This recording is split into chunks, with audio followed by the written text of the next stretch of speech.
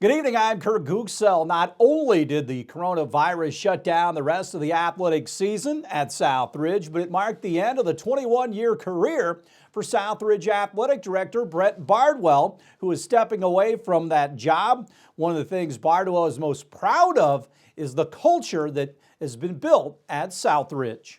We've been very fortunate, at Southridge to have good coaches and good people, that are our coaches, that as head coaches and even, obviously their staffs they put together that kind of bought into our philosophy that, we wanted to do things right and, be role models for kids and teach kids, values of sportsmanship and character and, all those things. And our kids have always followed their coaches in that regard.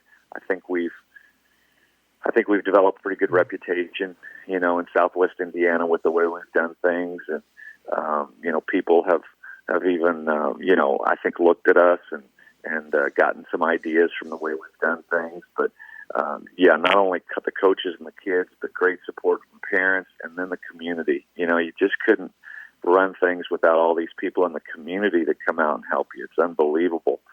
From basketball concessions at sectionals to people running your chain gang and your people that work in your press boxes and your score tables and your ticket takers. I mean, there's just so many people. The security from the Huntingburg Police Force, for your events and on and on and on.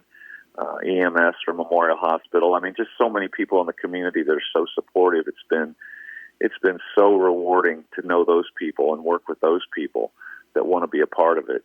And I know going forward, with Coach Buning taking over the position that, it'll continue because Coach Buning is a guy that I think, obviously has come here and been so successful and so respected.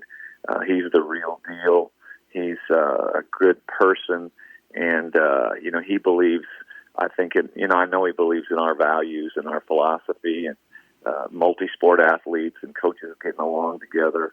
All those kind of things, he believes in, and I know he will do a great job and take Southridge, to greater success and continue things very, very well.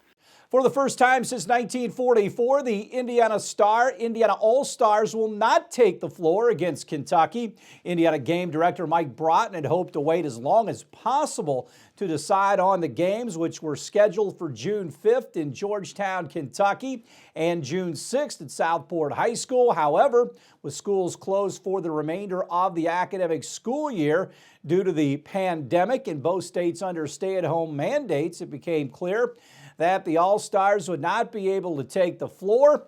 The Indiana All-Star seniors hold a 99-44 all-time advantage over the Kentucky All-Stars. On the girls' side, Indiana leads 52-38 in the series. This is the first interruption for the girls All-Stars, which started in 1976.